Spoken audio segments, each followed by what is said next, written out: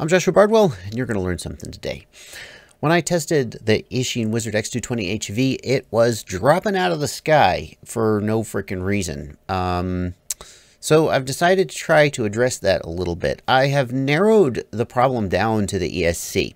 I know it's the ESC because, number one, when the quad drops out of the sky, I don't see any sign that the flight controller has had any problem. For example, I don't see the flight controller reboot. I don't see the Betaflight splash screen pop up.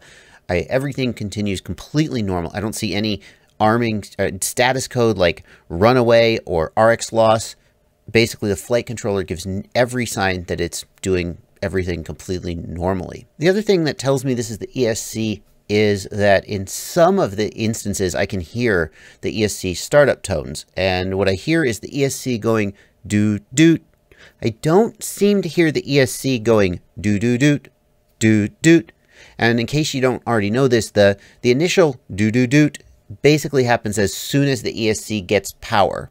So if when you're flying, your quad falls out of the sky and you see in the GoPro footage that it goes doot-doot-doot, doot-doot, that tells you that the whole ESC lost power. You would want to be looking at your XT60 connector. Usually you would also see the flight controller drop out in that case. But anyway, if you just hear doot doot, it means that the ESC lost throttle signal from the flight controller, and that could be caused by a bad signal connection. It could be caused by by electrical noise. In this case, it didn't just happen when we were flying and some radical move happened. It even happened once just when I landed the quad and suddenly the ESC went doot doot. Now, I got to tell you, if ever that happens to you, well, let's just say don't go flying over any lakes or valleys because your quad has an issue. It's going to make it drop out of the sky. And usually this is not an issue that's going to be fixed by changing some setting in BL Heli. Usually it's that your ESC is damaged, broken, the throttle signal, the signal wires from the flight controller maybe have an issue, or if you have pins, as is the case with the Wizard HV, the pins may be getting jogged. A lot of times, I don't like hard pin connections on flight controllers and ESCs and quads because the vibration can often cause them to lose connection, especially over time. They can wear out. I prefer ribbon cables or soft wires. But let's give this a try. And as long as we're here, let's try, like, for example, setting the DMAG compensation to high. And long story short, folks, that fixed it. Here's a flight. I did several flights, 4 or 5 flights. Did not have a single death roll. You'll see me doing some normal freestyle here just for fun, but also some moves that are intended to try to bring it out. Nothing I did caused it after I made that one chase. See, there's not the perfect yaw spin, but it's an aggressive yaw spin like before, nothing. So for me, that fixed it, but several of you have proposed other things that you could try that might fix it, and I do want to talk about those because I'm not the only one who's tackled this issue. But let me let you finish watching this flight, and I'll meet you back here. We'll go back to BL Heli S and talk about it.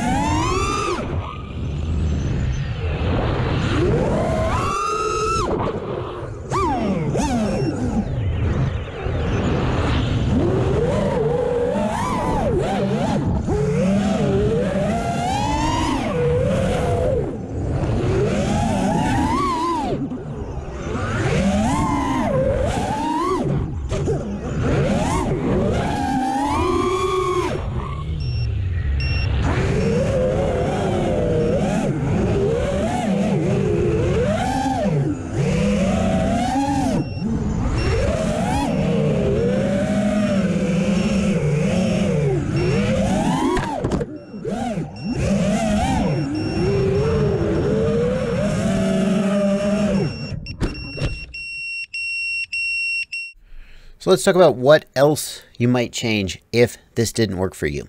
I'm honestly quite surprised that it worked for me right off the bat.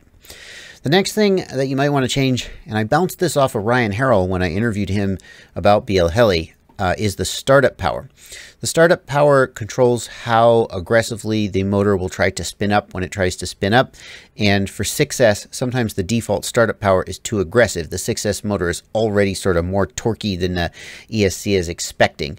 And you can actually reduce the startup power, which might seem a little counterintuitive, but you know, the more powerful motor needs a less aggressive startup power. So you can take that down to level 5, 0.125 from the default of 9, 0.50, or you could even reduce it a little further. You could take it all the way down to 1 if you want, but it's a try value of 5 or maybe even a little lower if the demag compensation of high didn't work for you.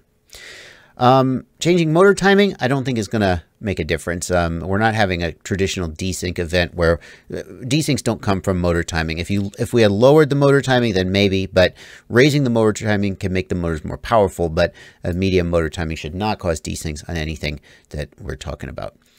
The last thing you could do, and other people have thrown this out, is go to Betaflight here, go to the configuration tab and raise the motor idle throttle value. And this value controls when you lower the throttle all the way down, or when you do a flip or roll and two of the motors go all the way down to their idle values and the two of the motors go to max to make the quad spin. This value controls how low the motors will go when they go down to idle. And the idea here is if this is too low, the motor will stutter and stop. They've lowered it from the default of 4.5% down to 2.5%. And that may be why some people have suggested raising it to fix this issue. I tried this and it didn't solve the issue for me. And just my gut feeling about when the death rolls are happening doesn't seem consistent with a motor idle value too low. And when motor idle value is too low, then at the end of a flip or roll, when you start to recenter the stick at the end of the flip or roll, that's when the quad is most likely to fall out. And I simply have never had that happen. The only time I had the death rolls was during aggressive yaw moves or when the quadcopter smacked a tree and spun rapidly and tried to correct on the yaw axis. So it's not that a low idle value couldn't also cause that, but a low idle value would cause other problems that just didn't happen. And so I don't think that's the answer. But if you wanted to try raising the idle value to like the default of 4.5%, you certainly could. I didn't need to. And I think the quad will fly better on the default. Try the BL Heli stuff first. So, gosh, I guess this means that the X220HV is actually pretty decent as long as this solves the death roll problem for enough people, most people. So let me know down in the comments, if you have an X220HV, let me know whether this fixed the issue for you or whether none of these things fixed the issue and it's still having the problem. Because I kind of got to decide how I feel about this quad.